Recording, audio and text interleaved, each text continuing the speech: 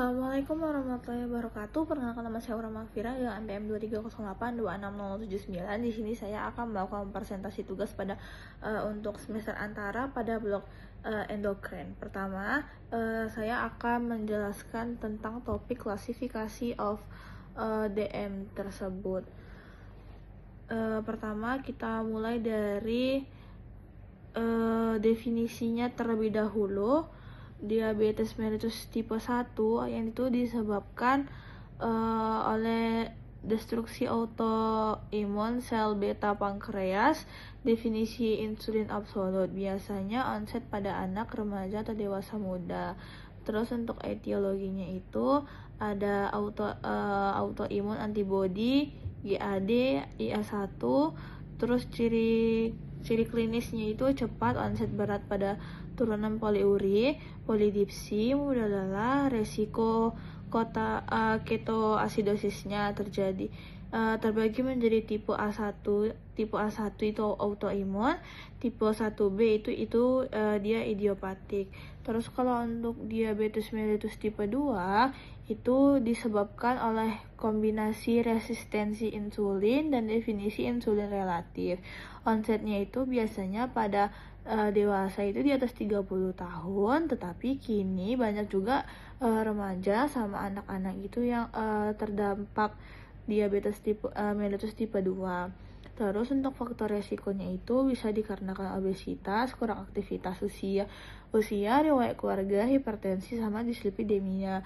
Untuk ciri klinis dari DM tipe 2 ini, gejalanya ringan atau tanpa gejala. Pada awalnya dia itu hiperglikemia kronis. Juga dapat disertai komplikasi makrovaskular dan mikrovaskular. Selanjutnya itu ada diabetes mellitus gestasional atau DMG. Dia itu hiperglikemia yang pertama kali terdeteksi saat kehamilan. Biasanya juga ditemukan pada trimester 2 dan 3. Faktor resiko dari diabetes mellitus gestasionalnya sendiri itu dia usia atas 25 tahun, obesitas, riwayat keluarga. Riwayat DMG juga sebelumnya, bayi yang lahirnya itu lebih dari 4 kilo. Umumnya itu kembali normal setelah persalinan, tapi meningkatkan resiko DM tipe 2 di kemudian harinya.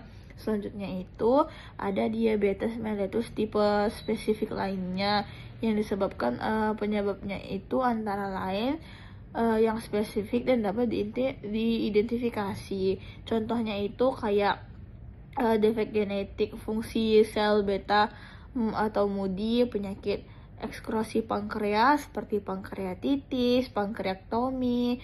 Baru ada endokrinopati seperti Cushing, akromegali, hipermetrodisme. Terus diabetes karena obat kimia, dia itu kayak glukokortikoid, tiazid, dan lain-lainnya. Juga ada infeksi seperti CMF, rubella, dan kongenital. Bentuk imunologi jarang kayak stiff person syndrome. Selanjutnya itu dia ada diabetes mellitus yang monogenik. Biasanya itu disebabkan oleh mutasi gen tunggal yang mempengaruhi fungsi sel beta. Contohnya itu seperti MUDI. MUDI itu kepanjangan dari mutirated onset diabetes of the young, neonatal diabetes. Biasanya juga diturunkan secara autosomal dominan, onset bervariasi, sering tidak memerlukan insulin. Yang terakhir itu ada juga diabetes mellitus yang sekunder. Akibatnya itu kondisi atau penyakit lain yang menyebabkan hiperglikemia. Contohnya itu kayak pankreatitis kronik, kanker pankreas, fibrosis kristik, juga ada hemakromatosis, akromegali, fibromostioma, hipertiroidisme, sindrom Cushing syndrome. Kalau dikarenakan obat-obatan itu kayak steroid, antipsikotik, atipikal, KL inhibitor, sama juga ada karena infeksinya itu bisa dikarenakan HIV. Terus ringkasannya itu DM dapat diklasifikasi berdasarkan etiologi dari DM-nya, patofisiologi, dan kondisi yang menyertainya. Klasifikasi yang tepat penting untuk menentukan terapi dari prognosis dan pencegahan komplikasi. Baik, sekian dari saya. Ini referensi yang saya gunakan. Assalamualaikum warahmatullahi wabarakatuh.